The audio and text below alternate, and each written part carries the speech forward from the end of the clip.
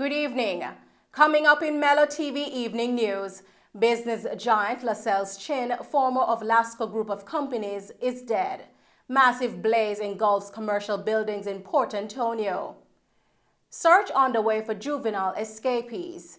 And National Housing Trust employees stage sick out. And now the news in detail.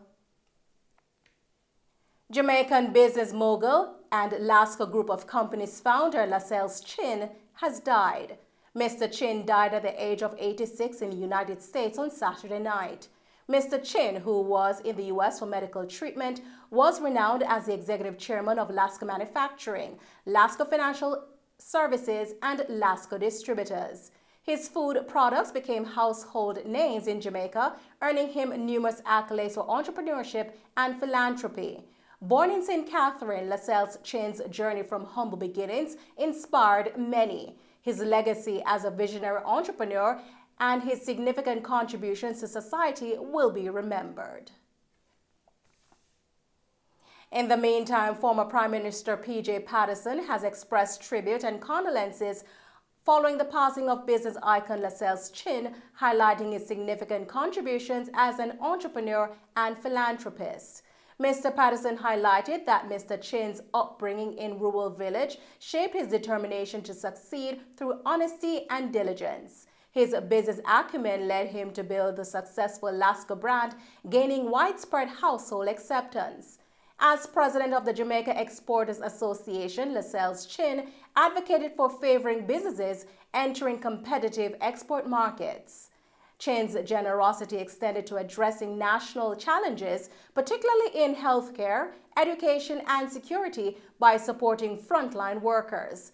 Mr. Patterson added that through the Lascelles Chin Foundation, Mr. Chin dedicated his time, energy, and resources to sustainable social and economic intervention for Jamaican youths.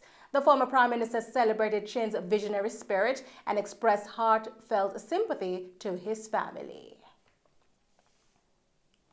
In other news this evening, a fierce fire erupted in Port Antonio, Portland over the weekend, engulfing 3 commercial buildings on West Street. 3 units of firefighters responded to the blaze. The fire began at the rear of the Musgrave Market early Sunday morning, swiftly spreading to Portland Jewelers and a furniture and appliance store. Efforts were made to salvage some items from the affected buildings. Additionally, Kamal's supermarket and Cambio, located nearby, was damaged by the flames, resulting in the destruction of various goods, cash machines, cold storage equipment, and an undisclosed amount of cash. Several crowd vendor stalls have been lost, while significant damage has been sustained by the meat section of the market. In the meantime, Member of Parliament for East Portland, Anne-Marie Vaz, says this latest fire in Port Antonio has added to the number of tragedies in the parish. Ms. Vaz has pledged support to those affected by the fire. A manhunt is underway this evening to recapture 3 juveniles who escaped from the Rio Cobre Juvenile Correctional Center in Spanish Town, St. Catherine. The escape occurred on Saturday, May 27. The escaped individuals include a 16-year-old and 2 17-year-olds. The 16-year-old was charged with unlawful wounding and robbery with aggravation. One of the 17-year-old was charged with illegal possession of firearm and wounding with intent, and the other 17-year-old was charged with escaping custody. The escape took place around 12:30 p.m. as the juveniles jumped over a perimeter fence. Authorities urge anyone with information on their whereabouts to contact the Spanish Town Criminal Investigations Branch or the nearest police station. The names of the juveniles are being withheld due to their minor status, and the public is reminded that harboring escaped individuals is an offense. The Advocates Network has expressed encouragement over the People's National Party's changing stance on recent salary increases. They have shared that they believe the PNP must go even further in demanding accountability measures, including effective legislative oversight as part of the ongoing constitutional reform process.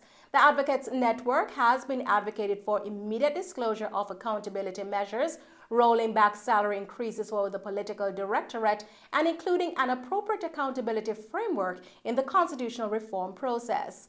Opposition leader Mark Golding has joined the call to roll back salary increases for all members of the political directorate and has supported the idea of an independent commission to determine salaries. The Advocates Network says that they emphasize the need for unity and common ground among Jamaicans in advocating for fair and equitable pay for all public sector workers.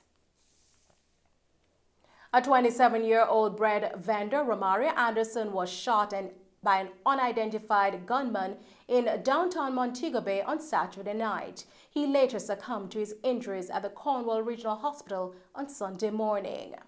The incident occurred around 9:30 p.m. on Market Street when a man approached Anderson, brandished a handgun, and fired multiple shots at him. The police were alerted and promptly arrived at the scene. The assailant fled the scene on foot.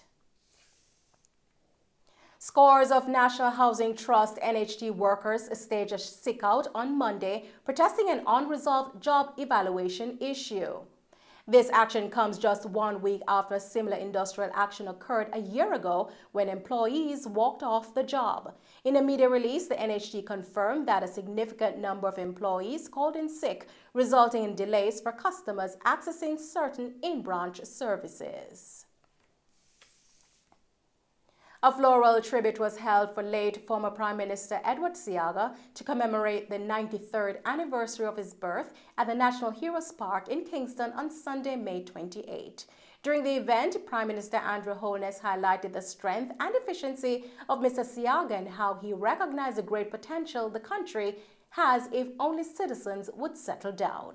All know that what he wanted was the quick and efficient development of our people.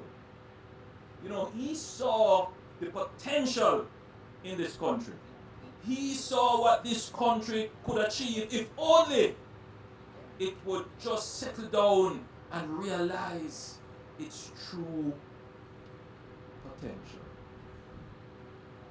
If only it would not be distracted by meaningless debates that carries us around in a circle and carries us right back to the point where we started.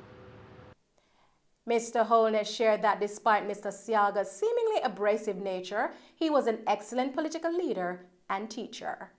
I was the beneficiary of great knowledge imparted gently. I was a disciplined child.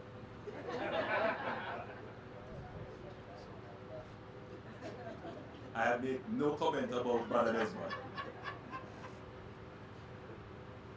But I shared many moments with him, at his feet, of course, learning, observing, seeing, and appreciating his frustration.